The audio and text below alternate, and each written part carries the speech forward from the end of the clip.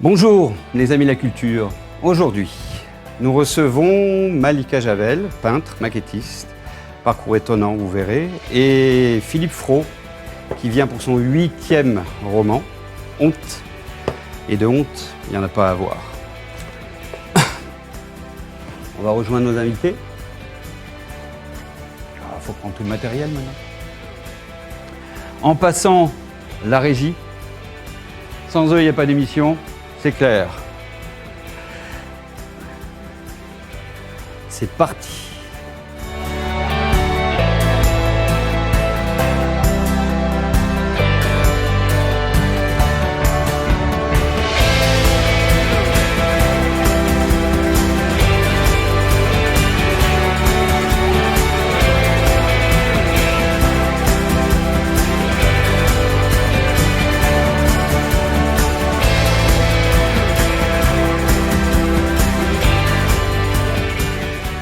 Les amis, nous voici devant Malika.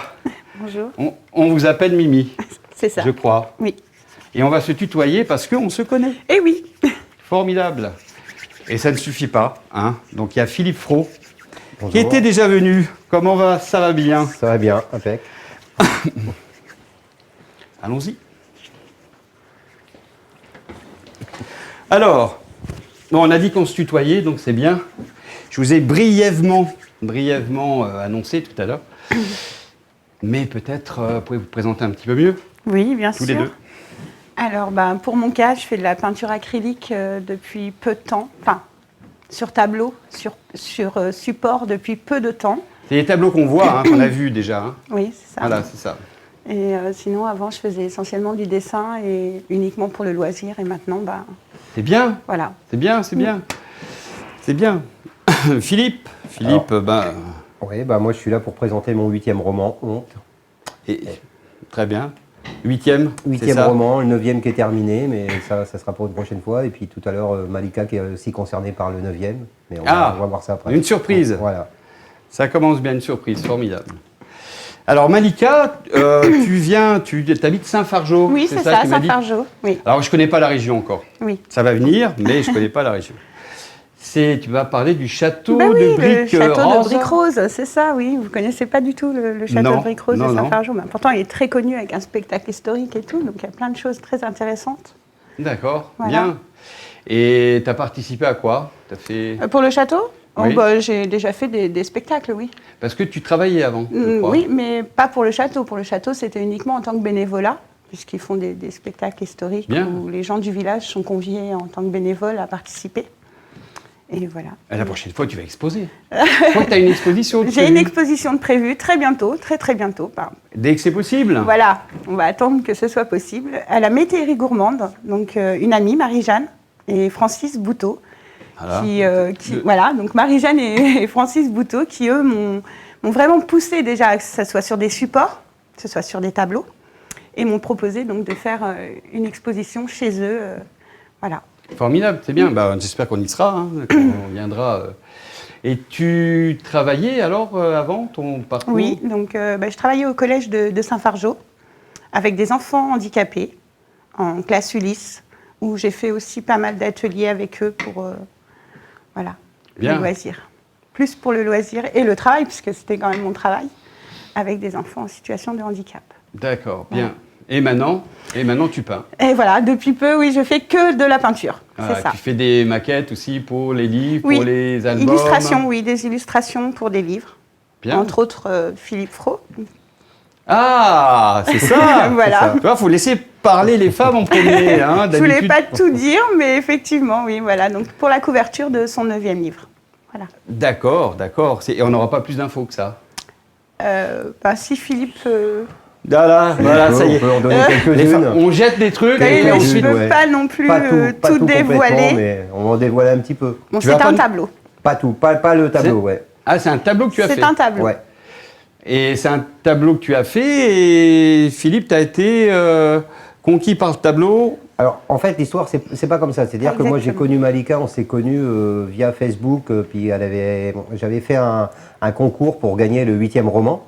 C'est Malika qui a gagné le concours. Ah. Et en discutant après avec elle sur Facebook, tout ça, j'ai appris qu'elle peignait. Et puis elle m'a envoyé quelques peintures, quelques exemples de peintures. Donc j'ai trouvé ça sympa. Et puis je lui ai dit, est-ce que ça te dirait peut-être, est-ce que tu serais capable d'illustrer mon 9e roman? Donc je lui ai envoyé le thème. Donc je lui ai envoyé le thème. Donc je vais juste dévoiler, c'est dépression. Je lui ai envoyé ce mot-là, puis je lui ai dit quelque part... En un seul mot. Voilà, dépression, en un seul mot. Et je lui ai dit, débrouille-toi avec ça, qu'est-ce que ça t'inspire? Dépression. Et le tableau qu'elle m'a envoyé, ça m'a plu, puis j'ai dit, bon, voilà, si t'es OK, ça sera l'illustration du 9e roman. Ah ouais, donc c'était une commande, tu fais des commandes aussi pour les... Oui, tout à fait. Oui, oui. C'est bien, c'est bien. Oui, oui. Ouais.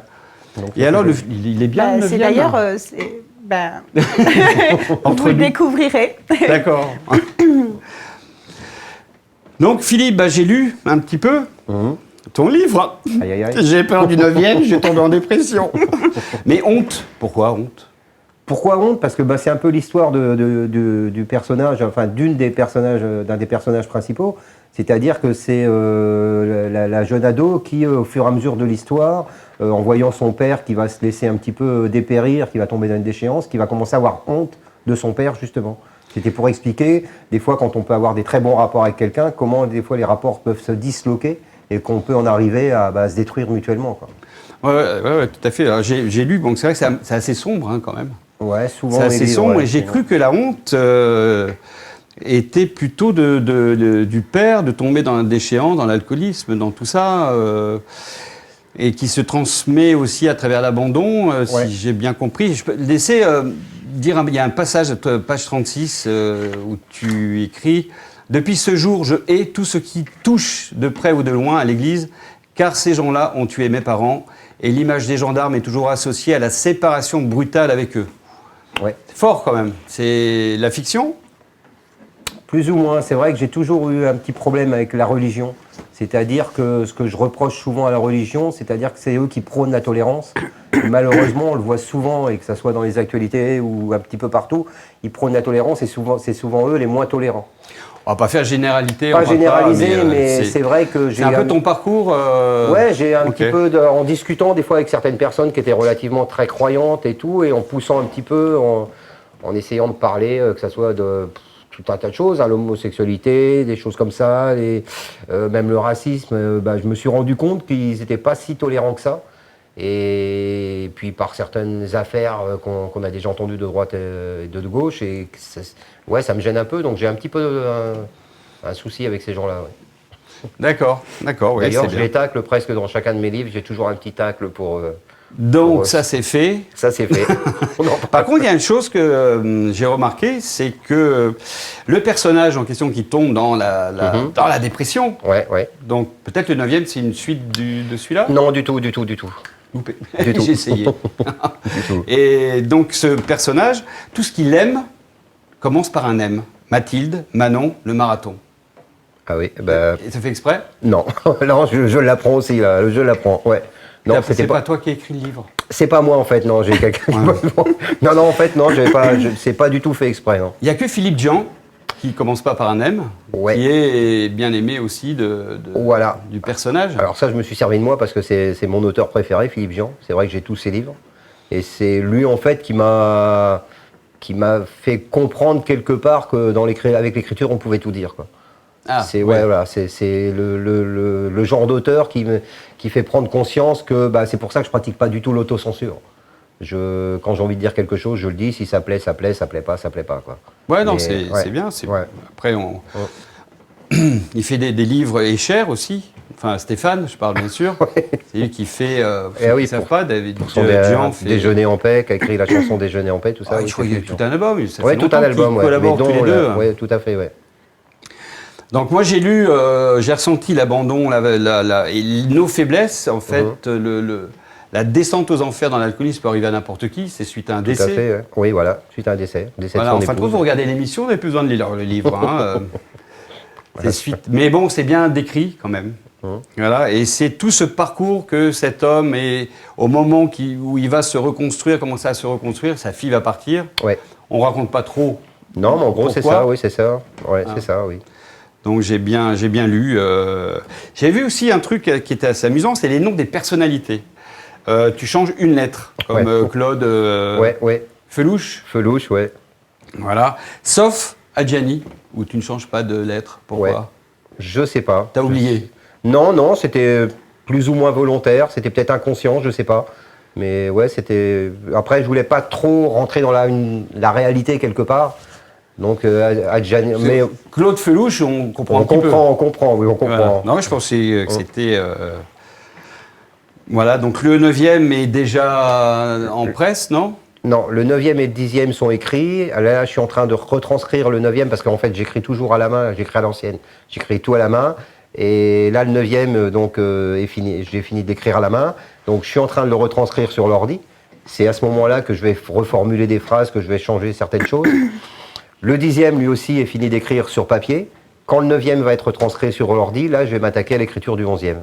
Voilà. J'ai toujours un bouquin d'avance. Eh ben, voilà. On va le voir souvent, alors. Ah ouais, malheureusement, vous n'avez pas fini. Ouais. Et puis, Malika, qu'est-ce qui t'a inspiré, alors? Parce que la dépression, pourquoi ça t'a inspiré, franchement? J'étais un peu aussi dans une phase, voilà. C'est-à-dire? En plein décès avec mon papa, voilà. Une phase un peu chaotique, avec des enfants et tout. Voilà. Je crois que tu reprends. Donc ça m'a vraiment inspiré. Le rôle de vraiment, mère de famille, c'est ça? C'est ça, oui, exactement. Et tu arrives à concilier tout ça, c'est difficile. Et qu'est-ce qui t'inspire? Alors d'où vient l'inspiration? Voilà ma question. Mon inspiration, je dirais plus que c'est plus sur une émotion, un moment, c'est ça. Mais ça vient d'où, à ton avis? Du cœur. Du cœur. Dans chaque tableau, il y a un petit bout de moi. Ça, c'est sûr. D'accord. Il faut... Une émotion, Déjà la signature? Oui. Un peu de toi? C'est beaucoup de toi? Oui, beaucoup. C'est que moi, finalement. Mais oui, non, c'est vraiment l'émotion, ce que je peux ressentir au quotidien, en fait. Je peux me mettre sur un tableau blanc et avoir d'un seul coup un petit moment où je me sens très bien. Alors là, ça va être des couleurs, ou un moment où je me sens un peu moins bien, attristée, ou là, ça va tomber plus sombre, plus... Voilà. C'est ce que j'allais dire, parce que les couleurs, là, on voit, il y a plein de couleurs. C'est du jaune, du rouge, c'est joyeux, tout ça. Oui. Et tu viens de dire que tu as fait un tableau sur la dépression. Oui, mais vous verrez, il y a aussi des couleurs. Parce que dans la dépression, finalement, le noir est quand même une couleur. On a dit que le noir, c'était l'absence de couleur, et le blanc, la projection de toutes les couleurs. C'est peut-être en science, ça, non? Certainement, mais pas en peinture. Pas en peinture, non. Pour moi, c'en est une, et une couleur qui est importante. Voilà. Et sur le tableau de Philippe, pour son 9e livre, il y a de la couleur. Il y a du rouge, il y a du orange, il y a du doré, il y a beaucoup de choses. Et on ne pourra le voir qu'à la sortie. Oui. Ou alors, on a un mail. On va essayer de le garder secret jusqu'à la sortie du 9e. Je pense que c'est bien de laisser ce petit suspense. Voilà. C'est bien, c'est bien. Tu m'as envoyé un petit texto hier. Oui. Pour me demander si j'étais un personnage, qui je serais. Et ça m'a donné juste une idée. Et si toi, tu étais un personnage, tu serais qui, Philippe? Moi, j'avais dit Michel Vaillant. Michel Vaillant. Ah bah là, t'es en deuil, là, depuis quelques jours. Ouais. Pourquoi, Vaillant? Je sais pas, étant gamin, je lisais beaucoup cette bande dessinée. J'aimais bien ce gars qui avait le goût pour la victoire, cette façon de toujours vouloir un peu se surpasser. Puis ouais, c'est quelque chose qui me plaisait bien, ouais. Il me semble que j'ai lu un peu, c'est deux frères, non? Il y a toujours une rivalité avec deux. Oui, voilà, une rivalité avec les autres écuries et tout, ça me plaisait bien, ouais. Alors toi, tu as été dans le pétrin avant d'écrire. Voilà, mon premier métier, c'était boulanger-pâtissier. Tu distribuais des pains? Je distribuais j'en ai dit, parce que j'étais... Alors, en parallèle de boulanger-pâtissier, j'étais entraîneur de boxe aussi. Voilà. Et des pains à tout va. Voilà, des pains à tout va. Mais moi, j'étais juste entraîneur, donc je faisais donner les pains aux autres. C'est-à-dire que moi, je les fais monter sur le ring et c'est eux qui prenaient les pains aussi à ma place. Donc c'était... Mais on ne devient pas entraîneur sans avoir fait de la boxe, quand même. Alors après, oui, on fait des simulations de combat, donc c'est encore autre chose. Mais moi, je ne pouvais pas faire de boxe parce que comme j'ai un glaucome, donc je n'avais pas le droit de toute façon de faire des combats. Après, pour faire des préparations à certains combats, je pouvais un peu jouer le rôle du sparring, ce qu'on appelle le rôle du sparring partner. Ça, je le faisais. Mais après, j'avais passé mes diplômes, moi, pour être entraîneur, pour entraîner aussi bien, ça commence par les mômes, et après, pour entraîner les amateurs et les pros. Il y a une 12aine d'années, j'étais parti au Mexique, on a fait un championnat du monde là-bas à Cancun. Donc, et après, bon, c'est vrai que la boxe c'était bien, mais avec le métier de boulanger, ça m'a coûté mon premier mariage, parce que j'étais jamais chez moi. Donc Oui. voilà. Et en plus, c'est la nuit, non, le boulanger Ah ouais, bah moi j'attaquais à 3h du matin, de 3h du matin. Après, quand je me suis mis à mon compte, j'attaquais encore plus tôt. Et puis après, j'ai eu des soucis de santé, et là j'ai été obligé de tout arrêter. Soucis de santé, parce que là, je vois que le personnage a eu des problèmes de cœur, des problèmes de... Voilà, bah c'est ça, j'ai fait 2 infarctus après. Mais des deuxièmes infarctus, j'étais parti à côté de Bordeaux. Et là, là-bas, on m'a dit, il faut tout arrêter, quoi. Il faut arrêter le boulot, tout. Donc j'étais obligé de tout arrêter. Et c'est là que je me suis mis à fond dans l'écriture, quoi. Et depuis, tu fais que ça. Depuis, je fais que ça, ouais. Voilà, et quand tu arrives, tu t'auto-produis, comment... Alors c'est ça, ouais. C'est-à-dire que jusqu'au 6e roman, j'étais chez un éditeur. Et après, sur un salon à Cosne-sur-Loire, pas Antoine de Caunes, à Cosne-sur-Loire, donc, non, comprenne qui veut. Ouais. Et donc, j'ai rencontré d'anciens journalistes de TF1 et qui m'ont donné un petit peu toutes les ficelles pour me mettre en auto-édition, en m'expliquant que bah, ça pouvait être beaucoup plus intéressant au niveau rentabilité. Donc, je me suis mis en auto-édition depuis le 6e et c'est vrai que je m'y retrouve largement. Donc maintenant, j'ai une dizaine de chroniqueurs qui travaillent avec moi, des bêta-lecteurs, ce qu'on appelle des bêta-lecteurs, et une graphiste qui s'occupe de la mise en page et du travail de la couverture. Et pas des lecteurs bêta, bien sûr. Non, voilà. Ça, voilà. Bêta-lecteurs, c'est des gens à qui on envoie le manuscrit avant l'impression, et ils jouent aussi le rôle de correcteur, et ils donnent leur ressenti sur leur roman. impression. Ouais, voilà, c'est ça. Ils te le renvoient. Voilà. Et finalement, tu as toute la structure pour... est-ce que s'il y a des gens qui ont envie de te contacter, qui ont envie de t'envoyer des manuscrits, est-ce que tu serais prêt à les recevoir, les Ah oui, je peux, écouter, ouais, parce que tu as tout pour distribuer. Ah oui, j'ai tout, et après je peux le faire. Oui, on lance un appel, hein, Je peux, ouais. C'est possible. C'est possible. On peut être dans le pétrin Voilà. et finir par écrire. Bon, je pense qu'il faut aussi un peu d'inspiration. Toi, ça devient comment ? Bah, l'aspiration, c'est vrai que c'est un peu comme Malika, et je pense que les auteurs, enfin que ce soit n'importe quel... On ne copie pas. Dans n'importe quel milieu artistique, on s'inspire tous plus ou moins de notre vie personnelle. Là, il y a de ma vie personnelle dans celui-là, dans Honte aussi. Donc après, ça peut être... des fois, c'est tout bête, c'est en regardant un truc à la télé... Mais l'inspiration, quand tu écris, les mots, ils te viennent comment Alors c'est bizarre, c'est-à-dire que moi, quand j'écris, je connais toujours le début et la fin de mon livre. Et ça je les change jamais. Et après, ça vient un petit peu, c'est automatique, quoi. Je sais pas, ça vient comme ça. Je sais jamais à l'avance ce que je vais écrire dans le milieu du livre. Ça vient comme ça en fonction. J'ai vu. Ouais, ça se voit d'ailleurs. Ça se ressent. Oui, il y a des. Ah, d'accord, non, c'est bien. Et qu'est-ce qui t'a inspiré pour le tableau de Malika ? Comment est-ce que ça a été une évidence pour toi que ce que t'a envoyé Malika va devenir la couverture du 9e ? Parce que ça correspond tout à fait à l'état psychologique du personnage que je vais décrire dans le 9e. Ah ouais, sans vous connaître en fait, sans vraiment... Bah, très peu. Très peu. Très peu. Oui, très peu. Ouais. Oui, on se connaissait vraiment pas beaucoup. Via Facebook. Oui. Donc, voilà, ouais. Donc c'est vraiment, c'est assez étonnant, quoi. C'est rare, Ben oui. quoi, ça. Donc, Oui, c'est... Ouais. T'es parti pour faire déjà le 9, le 10, le 11. T'as besoin d'un agent, Peut-être pas, mais oui, en illustration, ça me plaît en tous les cas. Et quand tu vois la couverture, est-ce que tu as rechangé certains passages ou... Non. C'était déjà fait. C'était déjà, pour ouais, toi. parce que ça correspondait vraiment à ce que je voulais, quoi. C'était vraiment l'image que c'est-à-dire que les gens en voyant et le titre et le personnage, sa posture, sa manière d'être sur la couve, on comprend direct l'état psychique de la personne, quoi. C'est vraiment ce que je voulais. Ouais, c'est vraiment ce que je voulais. Et là, qui c'est on peut en parler, qui a fait... Alors ça, c'est ma graphiste. Ça, c'est Leslie Guyon. Et il n'y a pas marqué les éditions. Alors les éditions, c'est BOD. On le retrouve BOD, ça doit être marqué à l'intérieur, normalement. BOD. C'est pas marqué sur la couve. Sur la couve, c'est quand même assez rare. C'est marqué là. Est-ce qu'il y a... Books on Demand. Est-ce qu'il y a une adresse où on peut... Comment on fait pour acheter tes livres ? Alors, mon livre, on peut me contacter directement en privé sur Facebook à Philippe Fro. Après, on le trouve sur toutes les plateformes, que ce soit Amazon, Fnac, Cultura, De Citre, enfin, toutes les bonnes plateformes. T'as pas eu des soucis, des gens qui t'ont dit, mais alors pourquoi faire travailler Amazon ? Est-ce que c'est ton choix perso ou pas ? Voilà. Alors ça, ce qui s'est passé, c'est qu'il y a quelqu'un qui m'a un petit peu agressé, entre guillemets, là-dessus, en disant que j'étais sur Amazon, voilà, sur les plateformes au détriment des petits libraires. Mais ce qu'il faut savoir, c'est que quand que ça soit en auto-édition, moi je passe par une plateforme qui diffuse, qui nous référence comme chez un éditeur via Sodis, la société Sodis, c'est-à-dire qu'on est référencé sur toutes les plateformes, mais en tant qu'auteur, qu'on soit chez un éditeur ou sur une autre plateforme, on ne choisit pas d'être chez Amazon, on ne choisit pas si on est mis à la FNAC, on nous référence automatiquement sur ces plateformes-là. Et donc, tu ne peux pas choisir de ne pas l'être? Non, puis en plus, si on choisit de ne pas l'être, quelque part, on va se fermer aussi des portes. Parce que qu'on le veuille ou non, Amazon, il diffuse quand même énormément.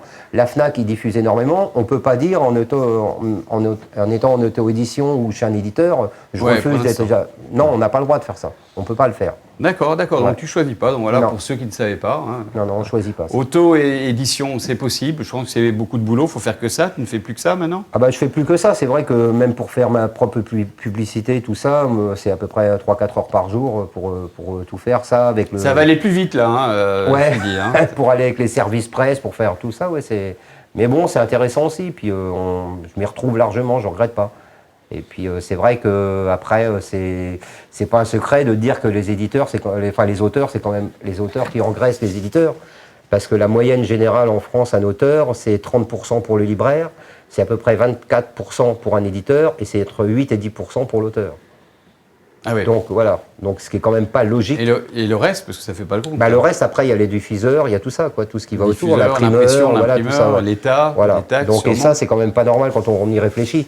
Donc, chacun son métier. Quand on est capable de faire tout ça, c'est tant mieux. Ah oui, mais c'est pour ça, moi, maintenant, je m'y retrouve largement, et puis je suis, voilà. Et il est prévu que tu fasses des dédicaces dans... Ah oui, tout à fait, il y a des dédicaces de prévues, il y a un salon qui est prévu, normalement s'il est maintenu, je vais faire le salon à Montargis, salon du livre de Montargis, qui est prévu au mois de mai. Celui de Cône aussi, qui est aussi prévu au mois de mai, une semaine avant, je crois que c'est autour du 15 ou du 16 mai. Normalement, ceux-là vont être prévus. J'ai des dédicaces qui vont être prévues à l'espace culturel Leclerc à Auxerre, j'attends les dates. Ah oui. Mais oui, tout ça c'est prévu. Après, mais les libraires même. Les libraires aussi chez Lily à Saint-Fargeau. Normalement, on en a parlé. À Saint-Fargeau. À Saint-Fargeau. Presque en face. Ouais. Est-ce que quand tu fais des dédicaces, tu peux inviter Malika pour qu'elle expose à côté en même temps? Tout à fait, ouais, ça c'est pas un problème. Ça c'est pas un problème. Ça peut être une bonne idée, oui. D'ailleurs, je vais même leur faire un petit coucou. Il y a un petit restaurant à Blénaud, au plaisir de Puiset. Et on allait faire un article hier pour Lyon Républicaine et Malika est invitée chez eux pour faire une exposition et moi j'irai aussi là-bas faire une séance de dédicace. Et ben voilà. Donc voilà. Et chez ces gens-là, il faut y aller parce qu'ils ont eu l'autorisation pour servir des repas aux gens du bâtiment et les paysagistes. Et ils font des plats à emporter à partir du 1er mars. Voilà. Ouais. Donc c'est pour leur donner un petit coup de pouce aussi. Les gens du bâtiment, c'est-à-dire le BTP, tous les gens qui travaillent dans le BTP. C'est tous ceux qui veulent aller manger là-bas, se mettent auto-entrepreneurs dans le bâtiment et peuvent aller manger au restaurant. Voilà, tout à fait. Et le restaurant, à partir du mois de mars, du 1er mars, ils ont signé une convention pour pouvoir recevoir du public, mais que ce public-là, c'est-à-dire les gens du BTP et les paysagistes, mais les autres personnes comme nous, on va dire qui sont ni du bâtiment ni paysagistes, on peut y aller car ils font aussi des plats emportés. Donc ça permet de leur faire un petit coucou. Voilà. Seulement emporter. Voilà. Les bâtiments, ça c'est une info, j'ai jamais vu ça. Alors, le bâtiment, pourquoi les paysagistes et le bâtiment? Qui c'est qui a décidé ça? Ah bah c'est là-haut, c'est nos chers messieurs qui nous gouvernent, qui ont dit qu'apparemment peut-être que les gens du BTP ou les paysagistes ne peuvent pas se contaminer entre eux. Peut-être que nous on peut se contaminer, je sais pas. Mais voilà, donc c'est eux qui ont décidé ça. Ah oui, non, on fait pas de politique. Non, mais donc je sais pas si on a le droit. Paysagiste. Ouais. Qui c'est qui a décidé? Si tu peux avoir des infos là-dessus, ça faudrait qu'on demande. Il faut aller au moins dans ce restaurant. Déjà, aller les faire travailler, ils font des plats emportés. C'est les plats comme on trouve au restaurant. Ils font un plat unique, mais c'est comme ce qu'ils font. C'est bon, c'est ça qu'il faut dire parce que c'est bon. Il faut les faire travailler, c'est bon. Voilà. Et puis voilà, c'est un petit coucou pour eux. Ouais. Et puis, profitez-en pour poser des questions aussi. On va essayer de se renseigner. On va peut-être faire un petit reportage là-bas. pour aller leur demander Ah, au comment ils font, contraire, ouais, ou alors au peut-être contraire. on dit rien. On va attendre un petit peu, parce que ça me paraît quand même assez... Ah non, mais tout à c'est fait. étonnant. Ah, On c'est est étonnant, d'accord. oui. Non, mais c'est vrai que c'est... ouais. S'il y a, s'il y a un restaurant qui peut ouvrir ou qui ouvre à partir du 1er mars pour tous les intermittents du spectacle, nous sommes preneurs hein, pour de l'info. Donc toi, Malika, tu fais Oui. presque paysagiste en fait. Pas du tout. Ça te dit pas d'aller manger là-bas? Ah bah si, avec grand plaisir, mais Ouais. pas pour l'instant, en tout cas. Et on quand peut tu pas. exposes, c'est forcément hors... ça va être à l'extérieur ou ça va être... Ben justement, Ça c'est dépend pour du ça temps. que ça ne se fait pas actuellement. Tout à fait. Mais à partir du 1er mars, il n'y a pas de possibilité d'exposer tes tableaux dans ce resto-là ou Si, Sans y être. si, il y a forcément la possibilité de, puisqu'elle me l'a dit qu'elle acceptait que je mette quelques tableaux. Mais dans un premier temps, moi, ce qui m'intéressait, c'est de faire une exposition et en étant là et en accueillant le public. c'est formidable. Donc c'était ma première optique. Après, ben oui, forcément, moi, je mettrais des tableaux un peu dans les endroits que je connais. Mais dans un premier temps, je voudrais quand même faire cette exposition qui me tient vraiment à cœur. Et après, par la suite, oui, éventuellement. Et tu en as beaucoup de tableaux, question? Oui, j'en ai quand même pas mal. Il y a un endroit, un site où on peut voir... Oui, My Créacite. Oui, Ma Créacite. My Créacite, Malika Javel, en fait. Vous tapez sur Google, tout simplement, Malika Javel, artiste, et vous allez voir plusieurs toiles. Voilà. Dont certaines qui sont là, d'ailleurs. Donc on les Celle-ci, voit, c'est tes toiles. Oui. On les a vues. Il y en Oui, a. oui. Qu'est-ce derrière? Non, c'est pas toi. Mais c'est joli, hein, franchement. Merci, c'est gentil. Il y a plein de couleurs, c'est ce qu'on a dit avant. Hein, voilà. Oui. Donc j'avais quelques questions. Oui. Mais ça vient de toi. Hein. Si tu étais une chanson, fais un petit jeu maintenant. On n'a pas de générique hein, pour ça parce que c'était pas prévu. Une chanson, Indochine. Une chanson. Je demandais à la Lune. Qu'est-ce que tu demanderais quoi, la Lune? Je lui demanderais. De se Pas- décrocher? Oui, pourquoi pas. Oui. Je t'ai bien aidé, mais sinon, tu me demanderais quoi? Pas grand-chose, en fait. Pas Ah. grand-chose. Qu'elle reste comme elle est, c'est formidable. Exactement. Ça t'inspire, la Lune? Est-ce que tu peins plutôt la nuit, en soirée Non, j'ai pas d'heure spéciale, en fait. C'est vraiment quand l'inspiration est là et quand le moment est venu où je vais aller peindre. Et t'as pas remarqué que ça venait à des moments, par exemple, où tu passais un bon moment, où tu faisais du Aussi, footing, oui, mais où aussi des moments tristes, Après, comme je vous ai expliqué, Ouais. la joie, il y a plein d'émotions, en fait, finalement, qui me poussent à peindre. Il n'y a pas forcément que de la joie et que du bonheur, il y a aussi la tristesse, il y a plein de choses, en fait. Ah oui. Toi, c'est plutôt la dépression, on a compris. Voilà. Là. Et si tu étais, toi, un film? Un film. Oui. Un film. Oh là là. Ah, c'est compliqué. Hein. Ouais, un film, je cherche. Je sais pas. Parce que. Ah, peut-être une époque formidable. Ah, voilà. Ah, Ouais. ouais. Ouais. C'est avec Boringer. Boranger, Junio, Tiki Olgado et après je sais. Il n'y a pas une phrase Il y a Victoria en Abril. particulier qui te plaît dans ce film? Oui, si, un truc qui me fait marrer, c'est quand Junio il dit à un des acteurs taille-toi crayon. Voilà, c'est un truc tout bête, mais ouais, moi ça me fait marrer. Voilà. Et puis voilà. Une époque formidable, ouais. Mais sinon, ça peut être un bon.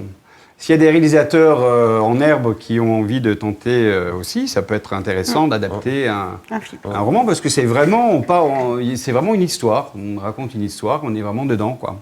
On est dépressif à la fin, mais ça va aller. Continue ce petit jeu là. Si tu étais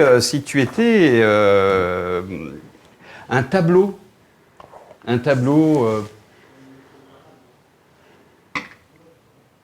Je sais pas. D'où ça vient cette envie de faire des tableaux de D'une peindre? amie. De peindre, parce que j'ai toujours aimé dessiner finalement, et c'est vraiment une amie qui m'a poussée à faire sur support et donc faire autre chose que du dessin. Et donc l'acrylique, c'était forcément la première chose. Enfin, j'ai déjà fait aussi un peu de peinture à l'huile, c'est vrai. Mais À qui? À l'huile. Ah, d'accord. Mais c'est pas ce qui me plaisait le plus, c'était vraiment à l'acrylique. Et voilà, en fait, c'est plus une amie qui m'a poussée à le faire sur support que moi-même. T'as pas eu un coup Non. de cœur pour un Non. tableau Non. petit Non, pas du tout. C'était bien ma question. Oui, mais pas du tout. Et un livre? Est-ce qu'il y a un livre? Qu'est-ce qui t'a donné envie d'écrire? Est-ce qu'il y a un livre que tu as lu qui m'a donné envie d'écrire ou quand même mon livre de chevet? Des deux. Voilà, je voulais poser une question, il y en a deux maintenant. Mon livre de chevet, je dirais L'Alchimiste. Ah ouais, Coelho. Ouais, L'Alchimiste, parce que celui-là... Et celui qui m'a donné envie d'écrire, 50 contre 1, le premier recueil de nouvelles de Philippe Jean. Ouais. Ah, d'accord. Ouais. Bien, bien. Coelho, ouais, c'est vrai que L'Alchimiste, c'est un parcours initiatique, on va dire. Ouais, voilà, Enfin, j'adore ce bouquin, quoi. Ouais. Et des tableaux? Radeau de la Méduse. Voilà. qui est une histoire vraie, non Ouais. Hein, qui a été exposé à Montargis l'an dernier au mois de septembre. C'était terrible, cette histoire-là. Ouais. Et un livre, toi? Non plus. Non. Non. Un livre. Et même pas un des miens, hein, carrément. Ouais. La dépression, tu l'as lu, il était bien. Pourquoi Non. t'as donné que le synopsis? Non, je ne l'ai pas lu. Non. Ah, c'est pas ce que tu m'as envoyé hier, alors? Bon, on ne saura pas. Non, la dépression, C'est je ne l'ai pas lu. Non. Il m'a simplement dit quelques mots. Ouais, c'est le thème. Ah oui, t'as envoyé le synopsis. Quoi. Voilà, Même et pas. avec ce... Même pas. Juste, c'est vraiment juste le thème du livre, parce que le titre du livre, c'est pas dépression. Je lui ai juste envoyé le thème du bouquin. Voilà. Voilà. Et t'avais lu ces livres avant? Oui. Ou, Ah oui, oui. Donc c'est pour ça que t'as voulu aller sur Facebook. Il est accessible alors sur Facebook quand on vous pose des questions, Oui. apparemment? Oui. Et ça, c'est pas donné à tout le monde. Parfois, Oui, oui. on a des gens qu'on a envie de contacter sur Facebook et qui répondent pas. Non, Donc non, là, il c'est quand même bien. Oui. On va arriver au terme. Je pense que c'est une émission, la régie a faim. Non, mais voilà, si vous avez un petit message à passer, je vous en prie, allez-y, profitez. Vas-y. Moi, déjà, je suis content d'avoir participé à cette première émission. Oui, c'est la première. Ça fait plaisir de revenir ici dans les locaux. Et puis, j'espère revenir quand je sortirai le 9e. Voilà, il y en a Voilà. qui se placent déjà. Voilà. Il y en a qui se placent, c'est bien. Pareil, très contente. Et je vous remercie de votre accueil. Et puis, On se vous voit maintenant, d'accord. Non, Mais pourquoi non, je te remercie de cet accueil. On peut, et je vous remercie tous, en ouais. fait. C'est ça Ah, que... Il y a un petit mot, il faut que je dise un petit mot parce que sinon il va me tomber dessus. Ton fils. Je fais des gros bisous à mon petit bout de sang. Voilà, parce que si j'oublie. il Et va son pas aimer. prénom, c'est? Alan. Avec Voilà. 2 N à la fin. Voilà, des gros bisous à Alan parce que si j'oublie, il va pas aimer du tout. Alors, Voilà. Alan, Voilà. tu viendras avec la prochaine fois, comme ça il pourra découvrir aussi pas de problème. la télé Ok. et tout ça. Donc, Il est très bavard, hein, par contre, ça va être compliqué. comme son père? Ah, pire. L'un ou l'autre, alors. Ouais, pire. L'un ou l'autre. Mm. Je vous remercie pour cette émission. Merci. Merci à vous. Merci. Et puis, je vous souhaite une bonne journée. Et les amis de la culture, à très bientôt.